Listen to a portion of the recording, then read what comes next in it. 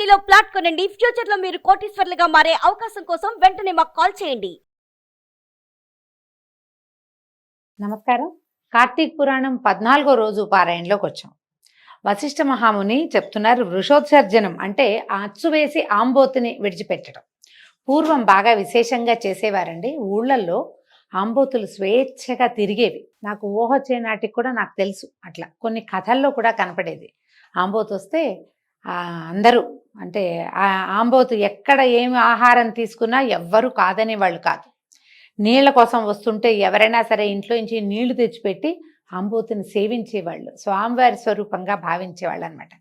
కొన్ని ఊళ్ళల్లో మా వైపు అయితేమో ఆంబోతుని వెంకటేశ్వర స్వామి అంటారు, కొన్ని ఊళ్ళల్లో పరమశివుడు అంటారు.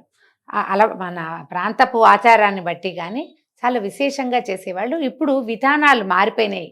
కేవలం ఇవి మనం పురాణాల్లోనే చూస్తాం. అందుకని ఇప్పుడు ఏం చేస్తున్నాము, కొన్ని దేవాలయాల కోడల్ని సమర్పించడం లాంటిది క్రియ నడుస్తూ ఉంటుంది.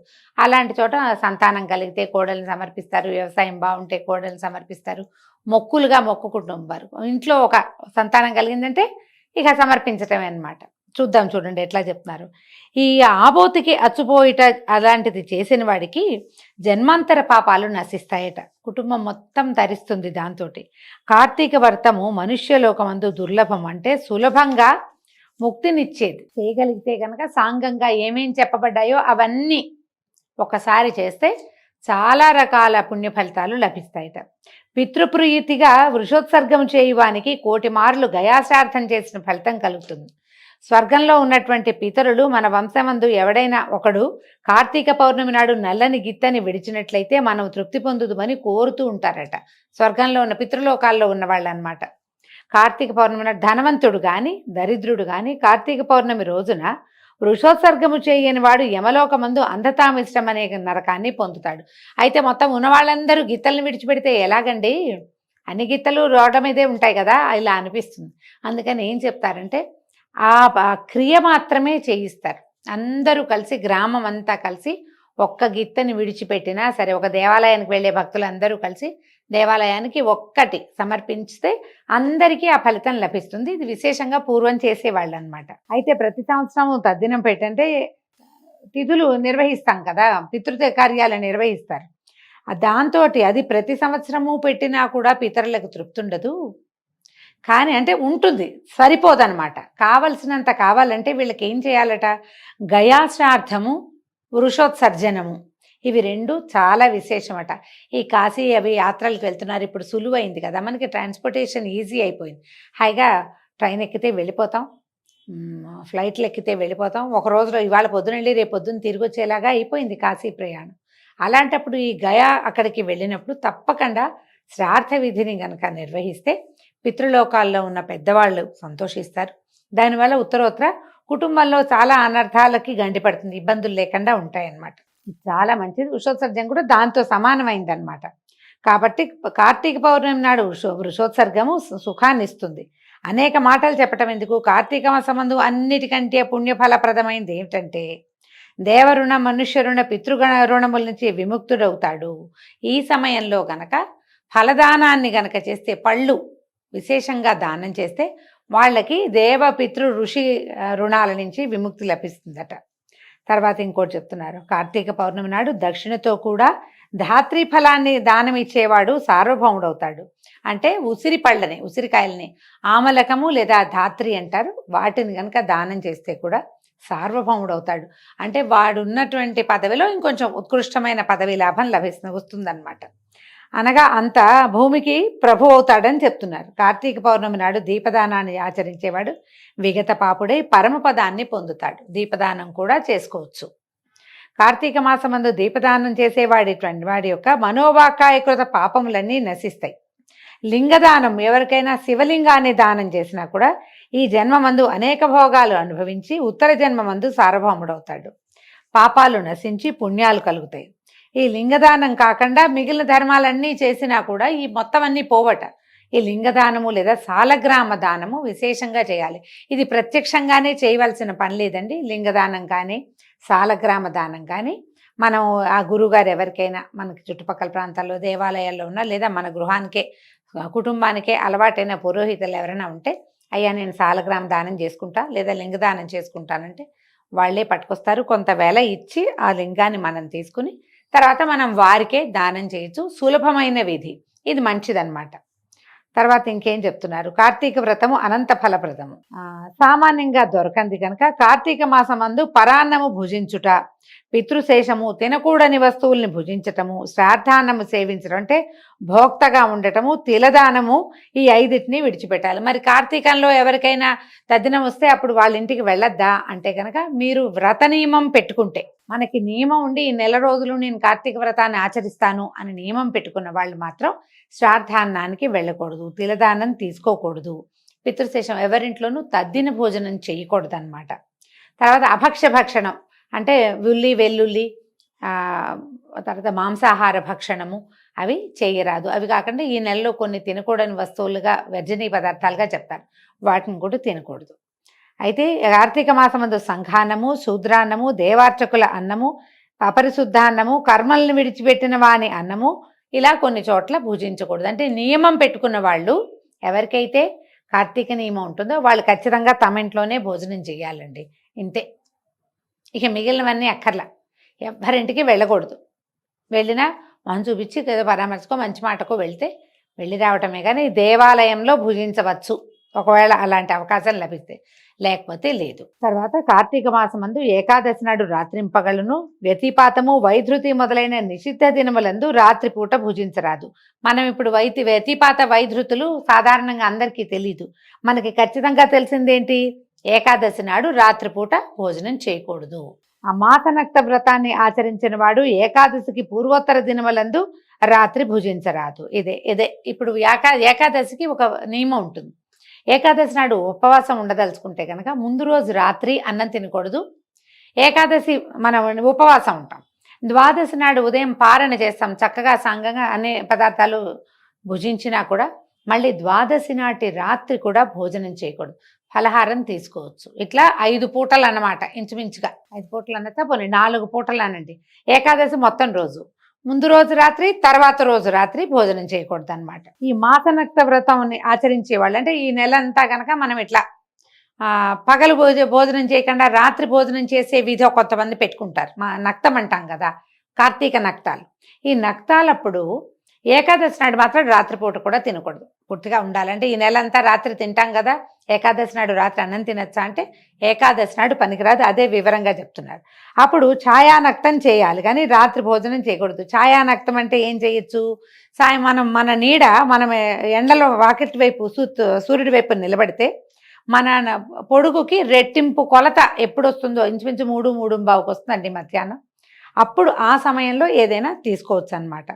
ఈ నిషిద్ధ దినాల్లో ఇవన్నీ, ఇది నిషిద్ధ దినాలు గృహిణి ఎల్లప్పుడూ యతికి వీళ్ళందరికీ కూడా విహితమే. ఈ ప్రత్యేక రోజుల్లో ఆడవాళ్ళు ఇలా తినకూడదు. యతులకి ఎప్పుడూ నియమం, అంటే సన్యాసం తీసుకున్న వారికి వారి పద్ధతులు వాళ్ళకు ఉంటాయండి, వాళ్ళ ప్రకారం వాళ్ళకి పురాణంలో ఏం చెప్పబడిందో ఇంకా అదే చేయాలట. సమస్త పుణ్యాల్ని ఇచ్చే కార్తీక మాసమందు నిషిద్ధ దినాల్లో భుజించేవాడి పాతకాలు అనంతమైతే పాపాలు పెరిగిపోతాయి. అందుకని ఏ రోజులో తినకూడదు అని చెప్పారో ఆ రోజు తినకూడదు. కాబట్టి విచారించి ఆలోచించుకుని స్థిమితంగా కార్తీక వ్రతాన్ని ఆచరించాలి. కార్తీక మాసంలో తైలాభ్యంగనము అంటే నూనె రాసుకుని నలుగు పెట్టుకుని స్నానం చేయటము, దివా నిద్ర పగటిపూట నిద్రపోవటము, కంచు పాత్రలో భోజనం చేయటము, మఠంలో ఎక్కడైనా భోజించటము, ఆ తర్వాత గృహమందు స్నానము అంటే ఇంట్లో స్నానం చేయటము, నిషిద్ధ దినములందు రాత్రి భోజనము, వేదశాస్త్ర నింద ఇవి చేయకూడదు. కార్తీక మాసమందు శరీర సామర్థ్యం ఉండి కూడా గృహమందు ఇంట్లో వేడి నీళ్లతో స్నానం చేస్తే గనక ఈ స్నానం కళ్ళుతో స్నానం చేసిన దాంతో సమానం. చన్నీళ్ళు పోసుకోగలిగే శక్తి ఉంటే, ఆరోగ్యం ఉంటే శుభ్రంగా చన్నీళ్ళు పోసుకోవాలి. మనకి దగ్గరలో ఎక్కడైనా కాలవో, చెరువో, బావో, లేకపోతే ఓ కొట్టుడు పంపో, ఓ దిగుడు బావో, లేకపోతే నదో ఉన్నప్పుడు అక్కడికి వెళ్ళి స్నానం చేయాలి. కానీ నీకు అవకాశం ఉన్నా కూడా ఇంట్లోనే వేడి నీళ్ళు పోసుకుంటా అంటే పాపాలు పెరిగిపోతాయి, అవేమో కళ్ళుతో స్నానం చేసినట్టు అవుతుంది. మీ అవకాశాన్ని బట్టి చేయండి, కానీ ఇది చెప్పబడింది అనమాట. తులయందు రవి ఉండగా కార్తీక మాసమందు నదీ స్నానం ముఖ్యం. తులయందు ఉన్నాడు అంటే అది ఎప్పటిదాకా, ఈ కార్తీకంలో వచ్చేటువంటి సంక్రమణం దాకా, తర్వాత మళ్ళీ రాసి మారిపోతాడు శివుడు. అట్లు నది ఉండని ఎడల తటాకమందు కానీ, కాలవలందు కానీ, బావులందు కానీ స్నానం చేయవలను. తటాక కూప కుల్యములందు గంగా స్నాన సమయంన గంగా ప్రార్థన చేయాలి. గంగ ఎందును, గోదావరి ఎందును, మహానదుల ఎందును. అలాంటప్పుడు ఇంకా సన్నిధి అవి లేనప్పుడు అవి వాటిలలో స్నానం చేసేటప్పుడు ఏం మంత్రం చెప్పుకోకల, స్నానం చేస్తే సరిపోతుంది. గంగా గోదావరి మొదలైన నదులు సన్నిధిలో లేనప్పుడు మనకు దగ్గరలో గంగ లేదు, గోదావరి లేదు, అప్పుడు తటాకంలో చెరువులో కానీ దిగుడు బావిలో కానీ బావి స్నానం, బావి నీళ్ళు తోడుకుని నెత్తి మీద పోసుకోవడం కానీ చేయొచ్చు అనమాట. తర్వాత కార్తీక మాసం అందు ప్రాత స్నానం ఆచరించిన వాడు నరకమందు యాతలను అనుభవించి తర్వాత చండాలుడై పుట్టును. కార్తీకంలో పొద్దున్నే స్నానం చేయాలి, ఇది నియమం. గంగాది సమస్త నదులను స్మరించి స్నానం చేసి సూర్యమండల గతుడైనటువంటి హరిని ధ్యానించి హరి చరిత్రను విని గృహమునకు వెళ్ళవలను. ఇది ఎప్పుడు మనం ఒకవేళ అక్కడ బయటికి వెళ్ళినప్పుడు స్నానానికి.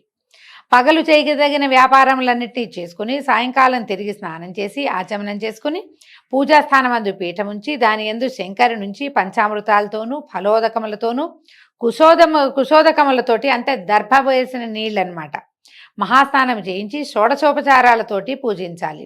తర్వాత శంకరుని ఆవాహన చేయవలను. ఆ తర్వాత చెప్తున్నారు షోడశోపచారాలు ఎలాగో చెప్తున్నారు చూడండి.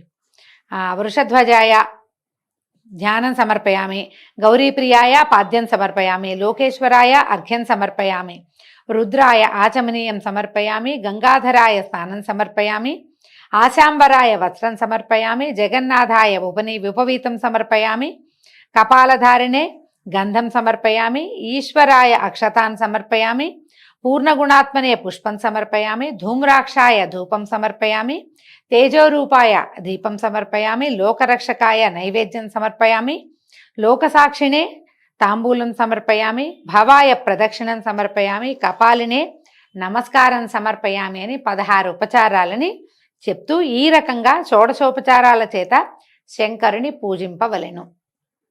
మన దగ్గర ఈ పుస్తకం ఉంటే పెద్ద శ్లోకాలు స్తోత్రాలు లేపైనా ఈ నామాలు చెప్పుకుని సేవించుకోవచ్చు అన్నమాట. పైన చెప్పిన నామాలతో భక్తితో పూజించి మాసమంతా సహస్రనామాలతో నిత్యము పూజించి పూజావసానమందు పార్వతీకాంత దేవేశ పద్మజాచ్యాంఘ్రి పంకజ అర్ఘ్యం గృహాణ దైత్యారే దత్తం చేత ఇదముపాపతే అని మంత్రంతో అంటే ఒక శ్లోకం రాశారండి. దీంతో అర్ఘ్యం ఇవ్వమన్నారు. ఇట్లా భక్తితో చేసేవాడికి ముక్తి కలుగుతుందట, సంశయం లేదు. శక్తి కొలది దీపమాలను సమర్పించి శక్తివంచన చేయక బ్రాహ్మణులకి దానం చేయాలి. ఈ ప్రకారం కార్తీక మాసమంతా బ్రాహ్మణులతో కూడి నక్తవ్రతం చేయువాడు 1000 సోమయాగములు, 100 వాజపేయ యాగములు, 1000 అశ్వమేధ యాగములు చేసినటువంటి ఫలితాన్ని పొందుతాడు. కార్తీక మాసమందు ఈ ప్రకారంగా మాసనక్త వ్రతాన్ని ఆచరించేవాడు పాపములను సమూలంగా పరిహరించుకుంటాడని నారదాదులు చెప్పారు. కార్తీకమందు మాసనక్త వ్రతం వల్ల పుణ్యము అధికమవుతుంది, సమస్త పాపాలు నశిస్తాయి, ఇందులో సందేహం లేదు. కార్తీక మాసంలో చతుర్దశి దినమున పితృప్రీతి కొరకు బ్రాహ్మణునకు భోజనం పెట్టిన ఎడల పితరులంతా సంతోషిస్తారు. కార్తీక మాసమందు శుక్ల చతుర్దశి దినమున ఔరసపుత్రుడు తిలతర్పణం ఆచరించిన ఎడల పితృలోకస్తులైన పితరులు తృప్తి చెందుతారు. అంటే శుక్ల చతుర్దశి పౌర్ణమికి ముందు రోజు కనుక చేస్తే ఔరసపుత్రుడు అంటే సొంత కుమారుడే చేస్తే కనుక ఈ తిలతర్పణాన్ని చేస్తే పితరులకి తృప్తి కలుగుతుందట. చతుర్దశి నాడు ఫలదానాన్ని ఆచరించే వాడికి సంతానానికి ఏ సమస్యలు రావు. కార్తీక మాసంలో చతుర్దశి నాడు ఉపవాసం చేసి శంకరుని ఆరాధన అయిన తర్వాత తిలలు దానం చేసిన వాడికి కూడా తిలదానాన్ని ఆచరించేవాడు కైలాసానికే ప్రభు అవుతాడు. సమస్త పాపములను పోగొట్టునది, సమస్త పుణ్యములను వృద్ధిపరుచున్నది అయినటువంటి కార్తీక వ్రతాన్ని చేసేవాడు విగత పాపుడై మోక్షాన్ని పొందుతాడు. పవిత్రకరమైన ఈ అధ్యాయాన్ని భక్తితో వినువారు చదువువారు కూడా సమస్త పాతకములకు ప్రాయశ్చిత్తము చేసుకున్న వారు అగుదురు. దీంతో 14వ రోజు పారాయణ పూర్తయిందండి. రేపు ఉదయం 15వ రోజు పారాయణలో కలుసుకుందాము. అవకాశం ఉన్న వాళ్ళందరూ కూడా ఈ 14వ రోజున తృప్తి కోసం ఏదైనా తర్పణాలు విడిచిపెట్టడము, తిలదానాన్ని చేయటము, ఎవరైనా బ్రాహ్మణులకు భోజనం ఇవ్వటము లేదా స్వయం పాకాన్ని ఇవ్వటం లాంటి క్రియలను చేసుకుంటే మంచిది. నమస్కారం.